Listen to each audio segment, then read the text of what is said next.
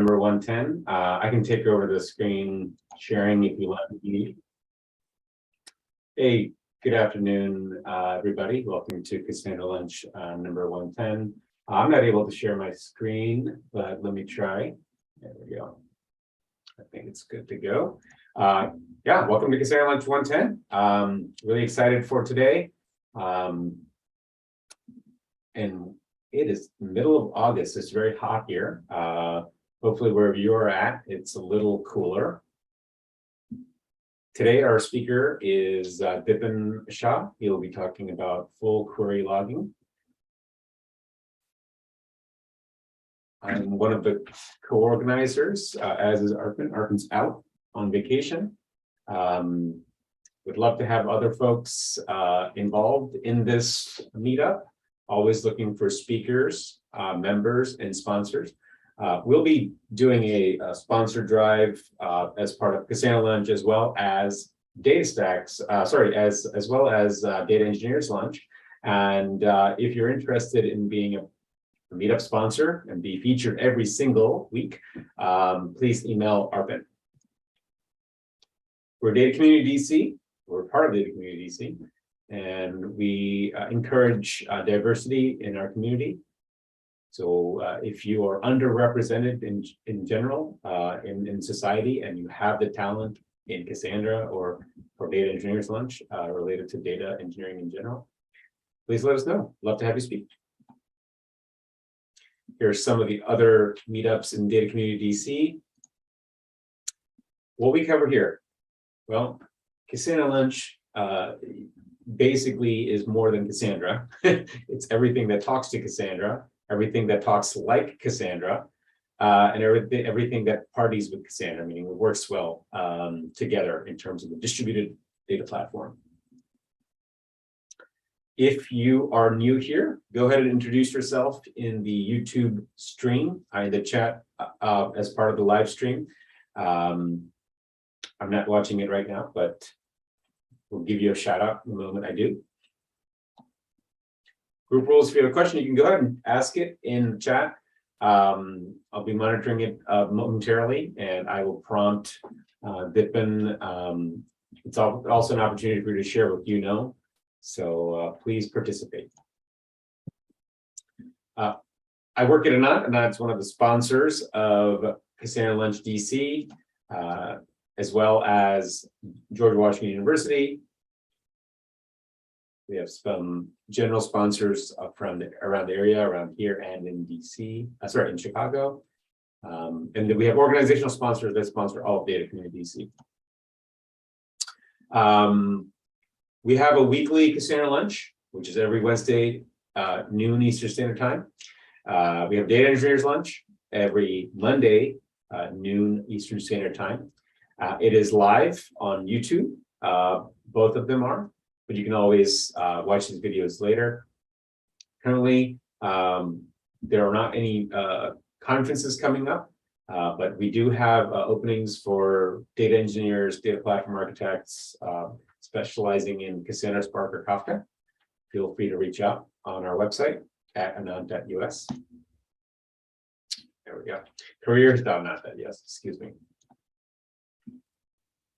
And as I mentioned, we have upcoming topics, upcoming events next week for Data Engineers Lunch, as well as Cassandra Lunch.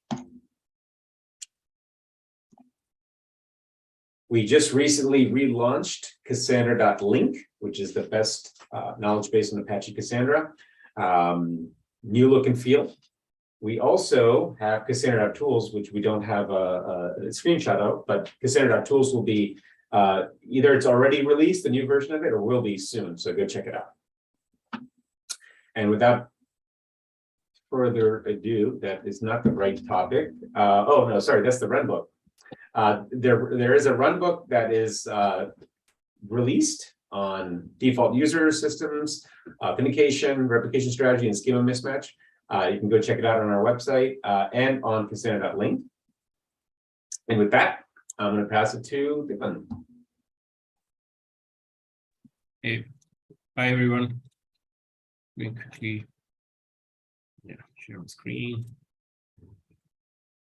Hey, Hi, thanks for the introduction, Ron. So, yeah, today we are going to talk about full query logging in Cassandra. This is a new feature that has recently been launched with Cassandra version 4.0, right?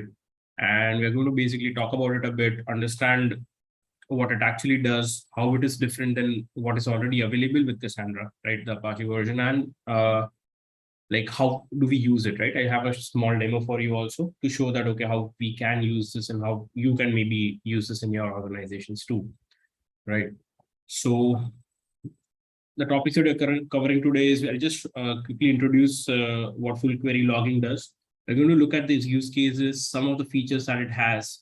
How do you actually configure it? How do you optimize it basically to not optimize it, but then how do you adjust it so that it suits your environment, right? And then we'll move on to the demo and answer any questions that you have.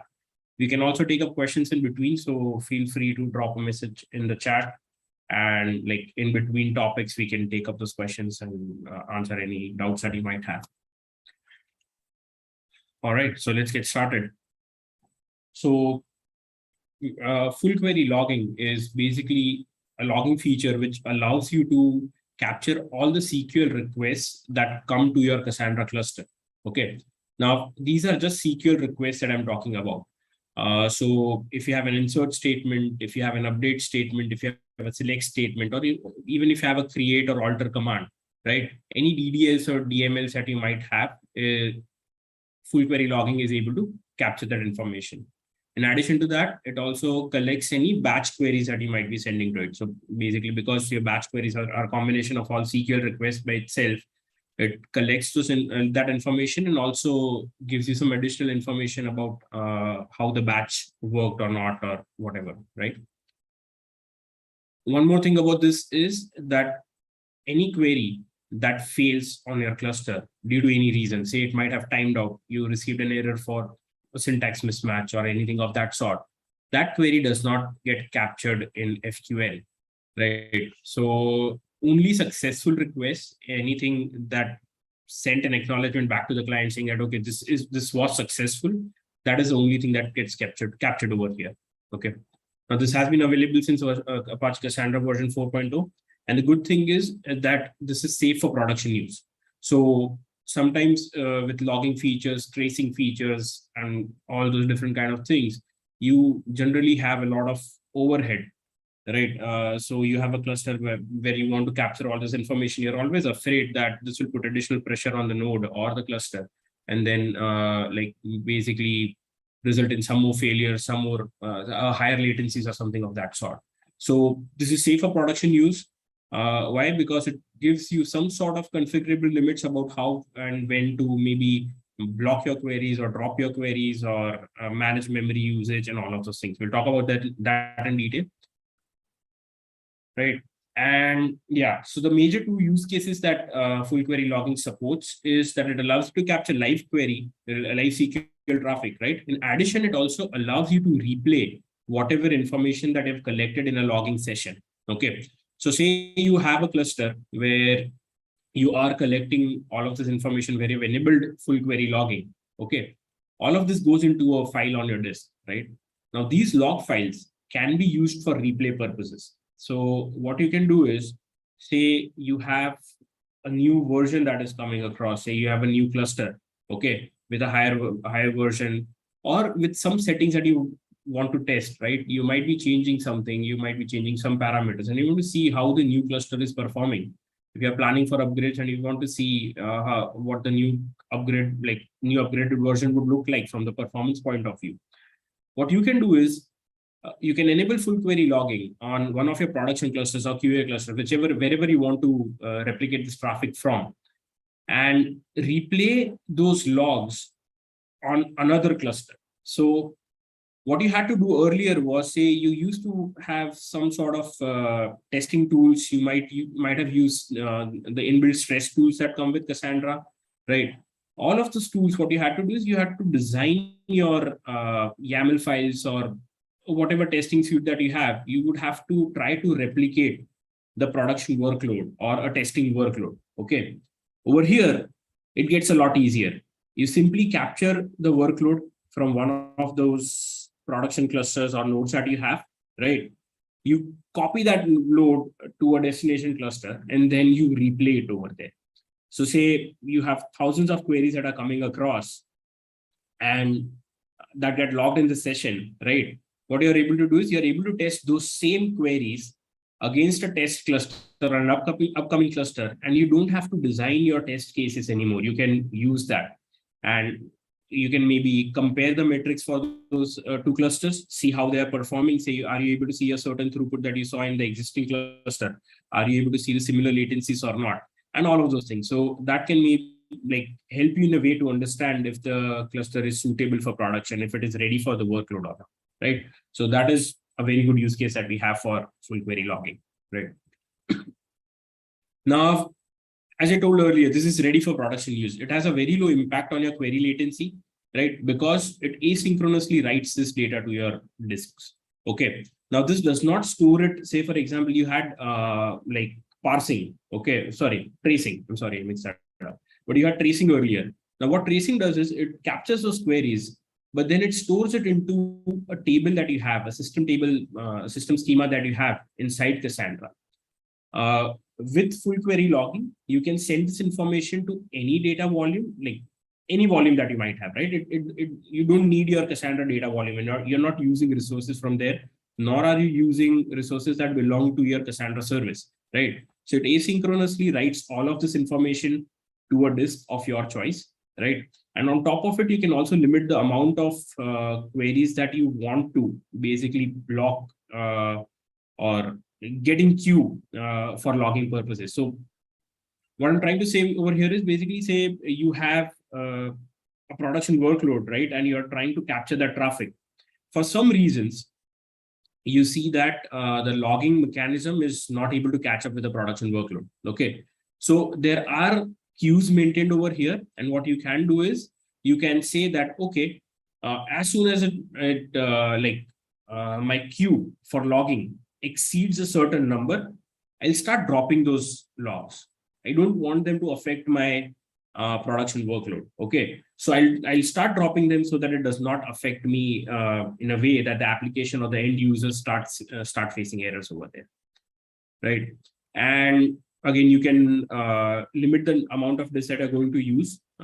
You can set a higher, like an upper limit about the size of logs that you want to maintain. And as soon as you start hitting that threshold, the oldest log file gets deleted. So it basically rotates your log files. All right. Yeah. Now, how to enable it basically. Now, unfortunately, you have to do it in two different ways. You don't have one simple way. You can do it in some manner, but it's ideally better to do it in two different places.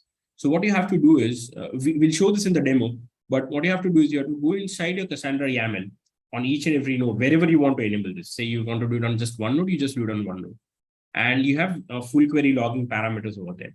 You don't have an enable disable option, but what you can mention over there is where do you want these logs to be stored? What is the limit in MB or GBs? What is the amount of data that you want to remain in the queue for logging purposes? How frequently do you want to rotate your query logs? And how are you going to manage the archival policies, right? You can have something that is inbuilt, the default ones, or you can have your own archival policies also. Once you do this, because this is inside your YAML file, you have to restart the services on your Cassandra node. You restart the services, and then you use a node tool command to enable this feature. Okay, that is node tool enable full query log. This does not require a service restart. In addition, what node tool enable full query log gives you is it allows you to provide the log directory and all those settings also with the command itself. And what that does is it will override anything that you have inside your YAML file. Say you were sending it to folder 1 earlier, and now you want to send it to folder 2. While you enable this, you say that, okay, send this to folder 2, and it will start sending it over there, right? But as soon as you restart your services, it will go back to the default one. But what you have to also take care of is at the minimum level, at the bare minimum, you have to provide a log directory. You can't just run enable full query log without setting this inside your YAML file or without providing it as a parameter to the node tool command itself. Okay, so you need that at least. Everything else has defaults of their own, but just because we don't want to send any of this data to our data volumes or commit log volumes, the tool does not assume any default location. You have to provide that location to it. Right. In addition, yes, you also have two more node tool commands, which is disable full query log, which basically disables that feature once you've enabled it, and also reset full query log. What reset does is it, like say you collected some logs over a period of time, and maybe you have copied it somewhere, or you don't want it anymore. Then you run this command and it'll just basically go inside and delete all the log files. Yeah, you can do that manually too, but they provided a command which ensures that the default location, whichever you have for the logging purposes, it goes ahead and resets the directory to, like, basically it empties that directory. Right. And yeah, if you have any questions, just post them in between, right? Because I'll keep on moving on till then, but feel free to drop in questions whenever you have them. Sorry. Now, as we mentioned earlier, we talked about like tracing also, right? And you have another feature in Cassandra with version 4.0, that is auditing. Now, how is auditing, tracing, or full query logs, right? How is that different than each other? All of them look pretty similar from the top, right? Now, full query logs basically just collects all your SQL requests, right? Audit logs, they contain SQL requests, but in addition to that, they also contain other requests. So for example, if you have a grant query, if you have a create role query, if you have an alter role query, all of those things get listed over there too for audit logs. So, and in addition to that, it also logs any failures that you have. For say, for example, someone tried to log into this node, right, your cluster, and they had incorrect credentials, so they were not authorized to do something. Then that failure, an authentication, unauthorized attempt, or a login error will also get noted over there inside audit logs. This is not for full query logs, right? So that is how audit logs are different than full query logs. So basically the purpose for audit logs is that you use them for compliance reasons, right? You might have a compliance policy in your organization and you have to maintain your audit logs. And that is when you use audit logs, and it gets logged in a different manner. Full query logs is just basically for SQL requests. And the main thing, as we have discussed earlier, it is for replaying purposes too, right? We don't want to replay all of the failures and all of those things. So we are not collecting that for full query logs. Okay. All right. Now, this was what we had till now. We'll quickly switch to the demo mode. I'll show how you can play around with this and what kind of information gets collected when you do that, right? Let me reconnect. Check if we have this one. Yeah. All right.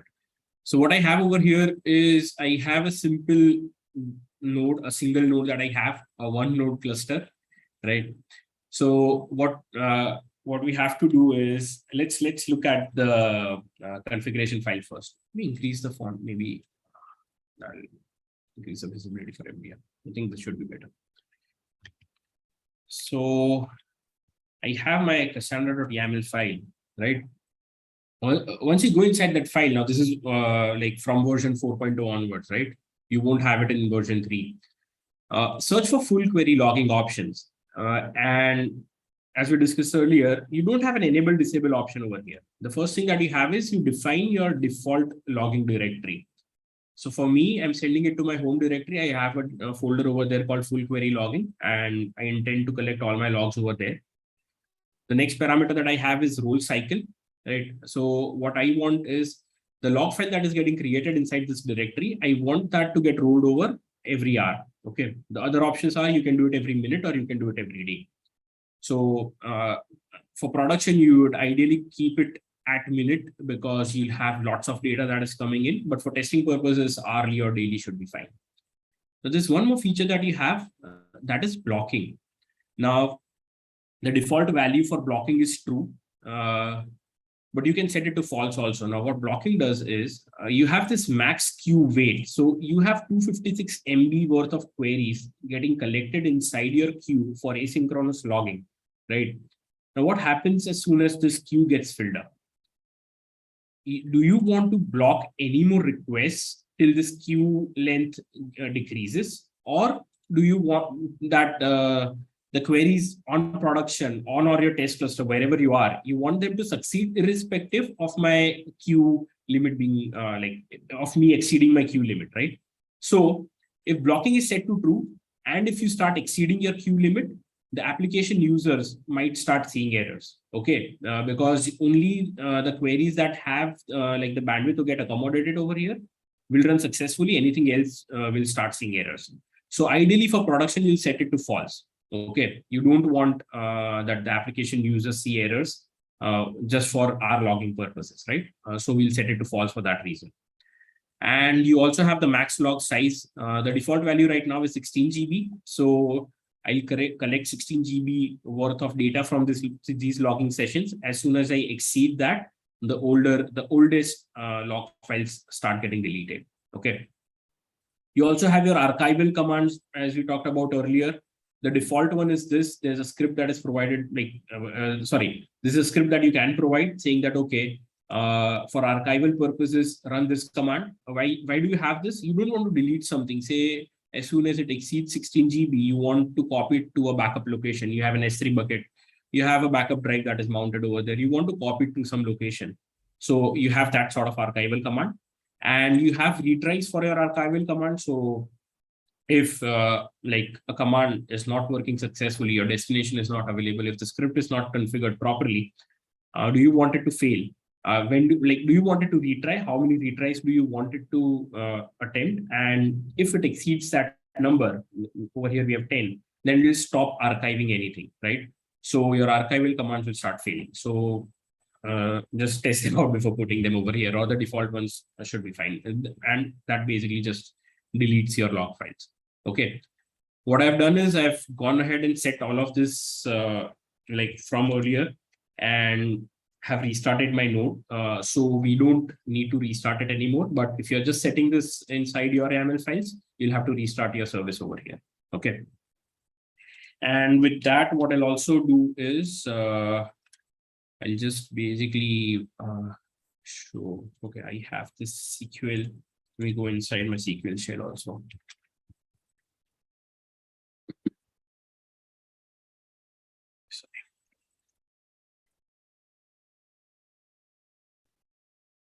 Right. So if I describe my key spaces over here, I don't have anything. All of this, this is completely blank, right? All of these are system key spaces. What we are going to do is we are going to create one test key space, 2 test tables inside that key space, and they'll each will insert 10 rows on them. And we'll do that once we enable logging so that I can show you what gets logged over there, right? So right now this is empty.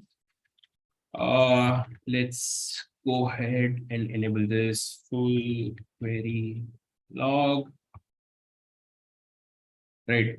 So I had that setting inside my YAML file, so I don't need to give anything else. But if I did not have that setting, then at the bare minimum, I would have to provide a logging location. Okay. Now, as we have this, right, let's go back to my SQL session, and I'll just source a script that I have, which will just create that data for us. Okay. Let's look at our key spaces. The test key space has been created. I'll just show data from one of the nodes that we have. Sorry, one of the tables that we have, right? Test table 1, and I've inserted 10 values inside it, right? Now, because I had enabled full query logging and then executed that script of mine, right? Inside my directory, you'll be able to see a log file that is created. Okay. Because we are doing this every hour, and I don't know where this node is hosted, but most probably whatever time over there is 4th August, and it's 4 p.m. over there. So that is how these files get named. If you have it every minute, the hour minute kind of numbers will come over here in your naming convention. Okay. Now, if you look at this file, okay, let's try to look at this. So this is not something that we can read directly, right? So this is like they have their internal formats for logging this, but the good thing is they've provided a tool called SQL tool that helps us look at this information, whatever gets collected inside this log file. Okay, so let's open SQL tool help. I just want to show what SQL tool can do for us. Right, it has a compare mode, it has a dump mode. This is just the help option that you have, and it has a replay mode. So it has 3 modes: compare, dump, and replay. We look at dump first, then we look at replay, and then I have like I can show you something for compare, but we face some issues with it. So, but I'll show it to you first, and then we'll talk about it. Right. So let's look at dump, and let's look at the options that we have for dump. Right. So SQL tool help dump. So if you want to run the dump command, what options do you have? So you have a follow option that basically tails the log file that is created. Okay, it does not end as soon as it reaches the end of the file. It waits for new sessions to get logged over there, and you keep on printing that information. You have a roll cycle. Okay, so what that roll cycle does is how we had for enabling full query logging, where we did this every hour, right? It says how often to roll the log file that was rolled. So the default for that is hourly. But if I had, I was doing this every minute over there inside my YAML file, if the setting was every minute, then I would have to provide roll cycle as minutely or daily over there. But because we did it hourly, it's okay if we don't mention this. All right.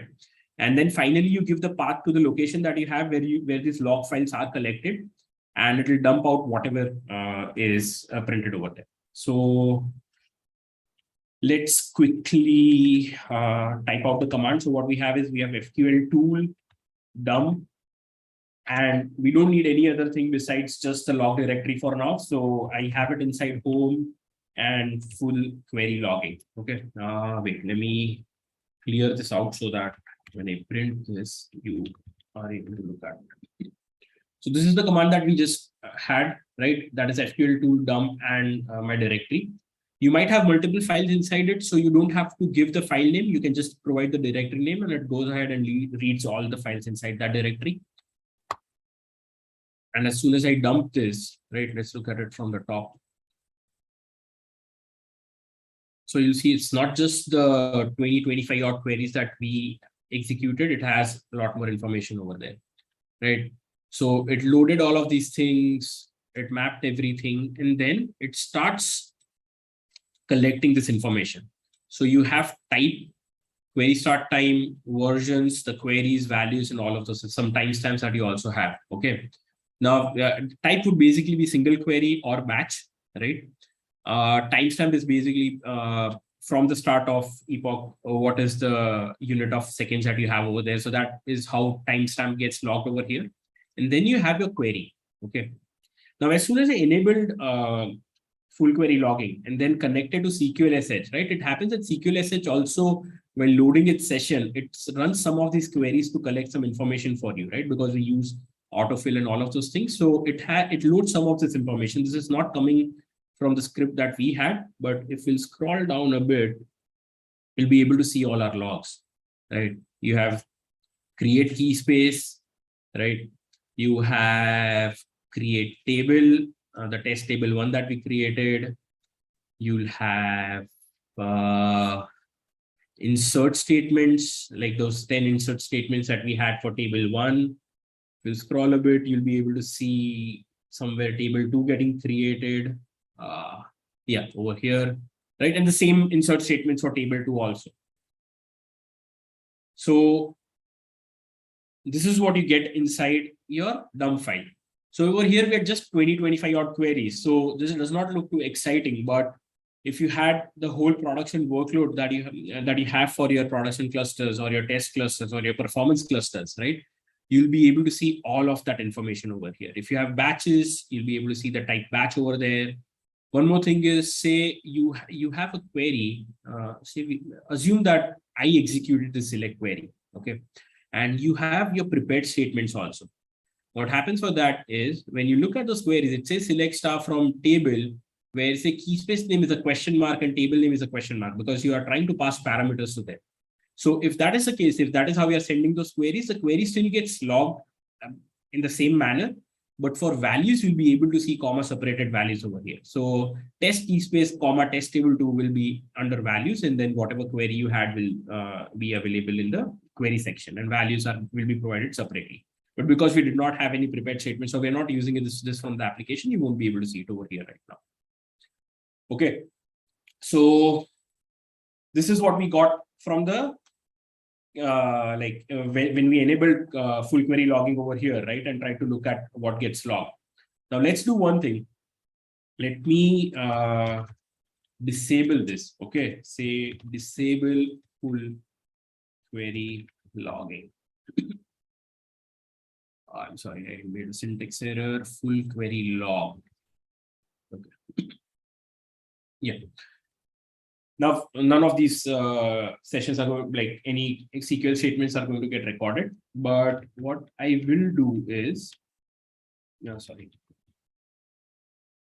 will copy my full query logging, whatever I have over here, for replay purposes. Okay, let's say I create this as my source. I did not mention -r. Okay, and I'll also reset. If you want to look at this while we reset it, you can see our files over here, right? And reset full query log. You list those files, the directory is empty. So all of that has been cleared out. What I'll also have to do is I'll have to connect to this node and drop my key space, because what we'll do is we log all of those things, right? Create statements, insert statements, all of those things. So we are going to drop the key space so that the replay can create that key space and data again. Text key space, describe key spaces, and it's gone. Okay, we don't have a test key space anymore. Let's quit out of this and look at the replay command for us, right? How does that work? So we have, let's look at the same help section for replay too. Help replay. You have a few more options with replay. Okay. So what replay allows you to do is you can limit your replay to a single key space. So as you saw, we had inside our log files, we had sessions for or queries for system key spaces also. Say if I just want to do it. Okay. Okay, how to disable? Yeah, okay, I'll take this question in a minute. While you're trying to replay all of these logs, okay, and you want to do this for key space, just limit the replay to a certain key space. You don't want to replay your system key spaces, then or any other key spaces. Say you have multiple key spaces and you want to limit the replay to just one key space. You mention that name over here, right? You have an option that says replay DDL statements. So if you want your definition language statements to be repeated. Now, what it does say is that they are excluded from replaying by default. It is the other way around. Actually, that is what we've seen till now. That DDL statements still get replayed even if we don't provide this option. Okay. There are two other options that we have, that is results and store queries. Now, this is used for the compare option primarily. What it will do is it will log just the queries in a different format in two different locations, that is results and store queries. So we have to store results of the query. So these are the results, and where to store the queries that are currently being executed. So there's a comparison of sort that happens over there. And for that, it needs to have another directory for storing this information. The target is just the host where you want to target this replay, where you want this data to get recreated or the workload to be replayed. And finally, you can provide the path to your log files. Okay, so for us, we'll provide the path to our the source file that we copied, right? The name that we had was full query logging under source because we copied our information over there. All right. So a question that I have right now is how to disable logging for system key spaces. You want to collect data for just user key spaces. You don't have that option right now. At least I haven't seen that option currently.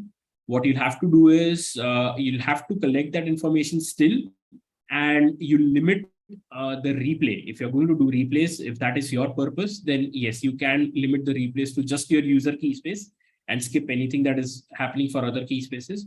But you can't currently mention that, okay, I want to collect logs for just this key space and nothing else. So I've not seen that option till now. If anyone else has, maybe drop that in the chat and we can try it out right now. All right, so let me do one thing. Let me still, okay, we don't need to enable full query logging. Okay, let's just create our command for replay. So what you'll do, you'll say SQL tool. You'll mention the target that you have. So your target right now is the same node that we are on currently right now. That is 136. And I'll provide a path to my logs, right? So that is full query logging underscore source, because that is where I copied my information and then reset my logs. Again, I'll just copy this, bring this to the top.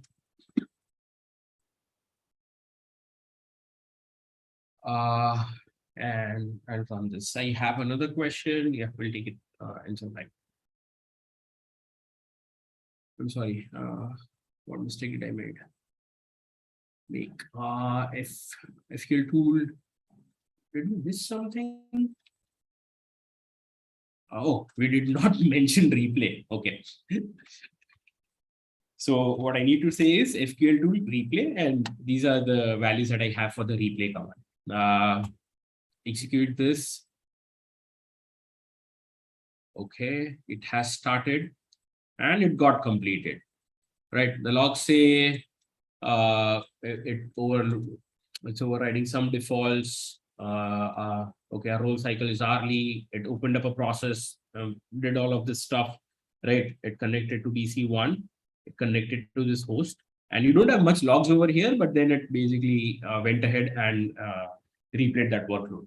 Okay, just let's verify if the data was actually, the workload was executed and if the data was created. Describe key spaces. So you can see that our test key space is available now. Test key space and our test data is also available. Okay. Again, because our data size is too small, this does not look very exciting. But if you would have collected an hour's worth of logs from a production cluster or a day's worth of logs from production cluster, and if you're monitoring this using certain tools, say you have Grafana, you have other monitoring tools, whatever you use, then you can look at those logs and compare what your transaction workload looks like, what your latencies look like.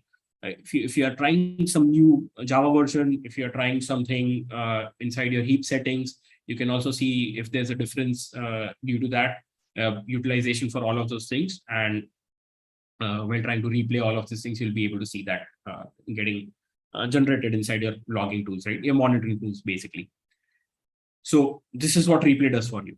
Okay. The question I have is, could this be used to catch up one system from another if in the middle of a migration? I don't think this is the ideal approach to do that. So ideally, if you want to catch up, you should have incremental backups. You should be using a dual write strategy. Use something like SQL proxy, right? Arpan did a session on that last week. You can use something like that, which will help you to do migrations in an efficient manner without any downtime. You can do something of like, you can, yes, regenerate data using this approach, but I don't think this is the best way to go about it. What is the overall upper limit? So I'm assuming upper limit means that what is the amount of data that you can migrate using this. So there's no upper limit. you can collect all the logs that you want till the time you have the resources that are available to store this information and process this information. So there's no upper limit that you have per se for this.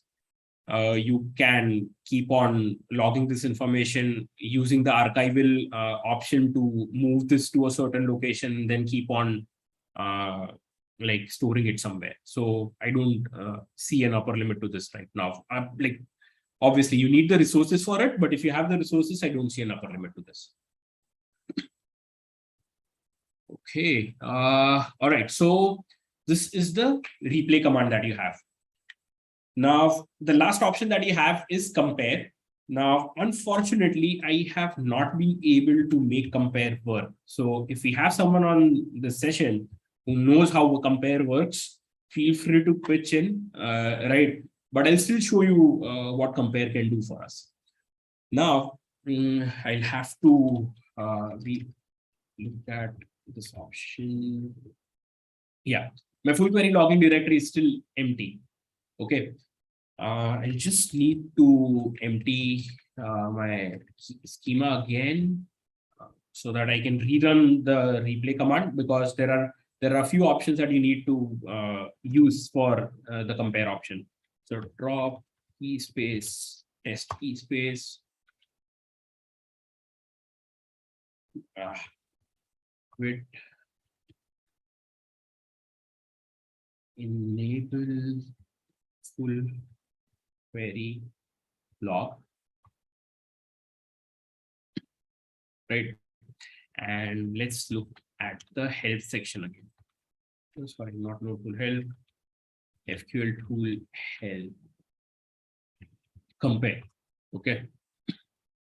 So for compare, what you have to do is you have to give the queries option. This is required. Now the directory from where it can read the queries. Now this data gets generated using the store queries option for SQL tool replay. Okay. So why I'm doing the whole replay again is because the replay that we did not have, like we did not use this option. Okay. And if you look at replay, what it will say is for you to store queries, it requires the results option too, right? It says it requires results. So we'll add these two options and then we'll try to run the compare command. Okay. So let's build our replay command. Let's not forget replay like we did last time.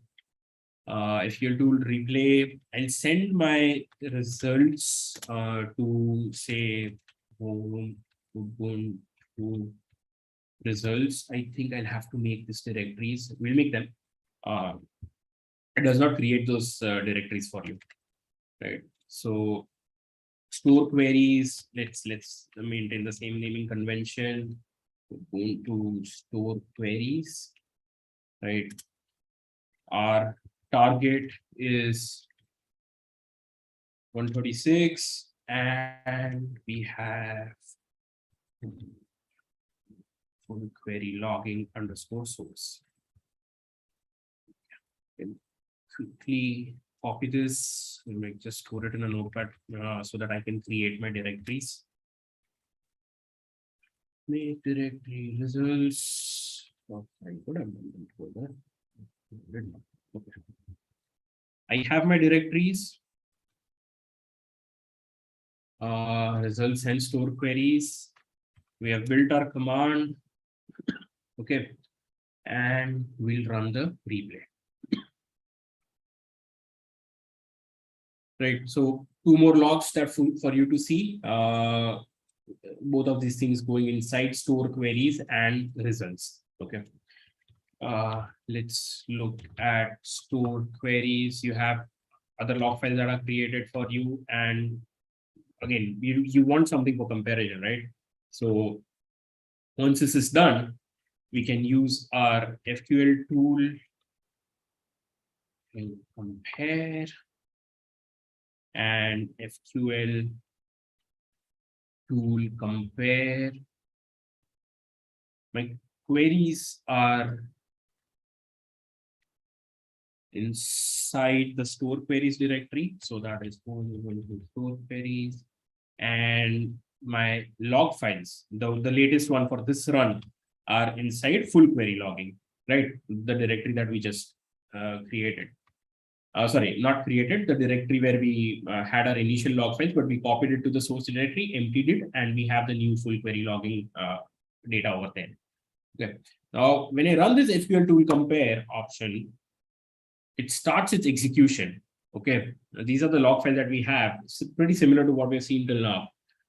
So there's a queue. It has like looked at all the prepared statements it might have. It has tried to override some of the defaults that we have, but it basically just stops over here. Now, I'm not really sure if this is a resource problem where we don't have enough resources, but I've tried, but I've did that. I increased resources, provided more memory, more CPU. I tried to look at SQL2 to see if it has its own heap settings like SS table loader or something of that sort has, but I don't see that till now. Okay. And the SQL tool compare option basically hangs over here, or it tries to do something, but I waited for up to 15 minutes, but I did not get a response. It did not print an error. It did not time out, but it just got stuck. So it should actually be giving us the comparison between the two workloads that we had. So the first workload, how did that perform? And the second workload, how does it compare, perform compared to the earlier workload? It should be giving us that information. That is the purpose of this tool and this option, but I can't see it right now working. So we are trying to figure this out. And also if someone on the call knows something about this, drop a message, we can try it out, right? So that is what I have for compare also. Okay, we have one more question. It's my understanding of compare is correct. It compares a log file with the current key space data, whether it has replayed all data or something is missing. I have a different sort of understanding. It does do that. What you're saying over there, it does that.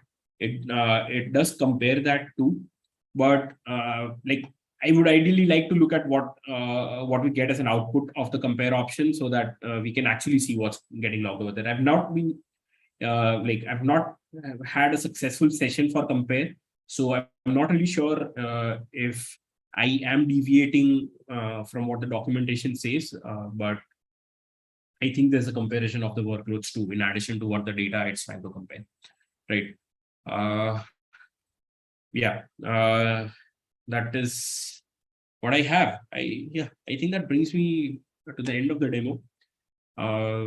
Great. We have had some good questions till now, but yeah, if there are any more questions that anyone has, feel free to drop them. Yeah, great. Maybe you can stop sharing the screen. We can just look at your face on here. Yeah, so I think what I understand is that this is a great kind of diagnostic tool. It can also be used for testing purposes, functional testing, integration testing, those type of things. May or may not be useful for performance testing, based on what you were saying. But I mean, I think it could be. Technically, the replay rate is limited by the replay tool, so it's not really a performance testing tool, replay tool. But from a functional integration testing, I think it could work really well. And then I think what you also said was that it's not really a good tool for live migration, probably in the same reason why it wouldn't be good for performance testing, because again, you're limited by the bandwidth of your replay tool. If you have a large scale cluster, traffic is coming from everywhere. The replay tool there's no way the replay tool is going to be able to do that on one computer. Right? Yeah, yes. Great. Yeah, go ahead. Yeah, no, I was just saying that just because this is a new feature that we have, it is going to evolve depending on the inputs that come across, right? It might evolve eventually. It will get better, but yeah, this is the current purpose that we have. Hopefully, with the use cases increasing or more people using it, it might the use cases might also improve or increase it. Mm-hmm. On one of the outputs, if I remember, it did have the time, right? It does have the date time. Okay. I guess one approach for this could be, so there's clients that are trying to move their system from an old system to a new system, right? And when we're talking about kind of an old system to a new system, it's not always going to be, an easy upgrade path. So we have to think about how to migrate data. And so there's the whole aspect of, dual rights and all of that stuff, right? The other, one of the dual rights methodologies is to use a queue in which you queue up everything and you process to both. So I was thinking out loud that, if you have the full query logged, you could send it to a queue and then potentially, pop off the messages from the queue and then execute the CQL. I mean, ultimately, that's basically kind of a way to avoid having to write code, right? Well, Yes. to write specialized code, because that would be fairly generic, right? All it's doing is reading from the queue and executing CQL, which you could even have that from a kind of a scale perspective. Cool, very cool. And since which Cassandra version is this available? It's 4.2. Okay. So it's not going to work for 3 or 2 or. That's not there. Yeah, you have to caveat each of these things. In fact, I think on the title of the video and the blog post, we should say 4.0. 4.2, yeah. Because so many people say, "Oh, can we use blah blah blah CDC on?" I'm like, yeah, but which version do you have? And they're like, "Oh, we're using Cassandra 2.0." I'm like, well, no, sorry. So awesome. Well, it doesn't seem like there are any other questions on YouTube. Thanks again for doing the talk. I have a couple ideas I will run by you. Maybe we can follow this up. Yeah, for sure. All right. Thanks, Dipan. Thanks everybody for joining. Talk to you guys soon. Yeah. Thank you. Bye-bye.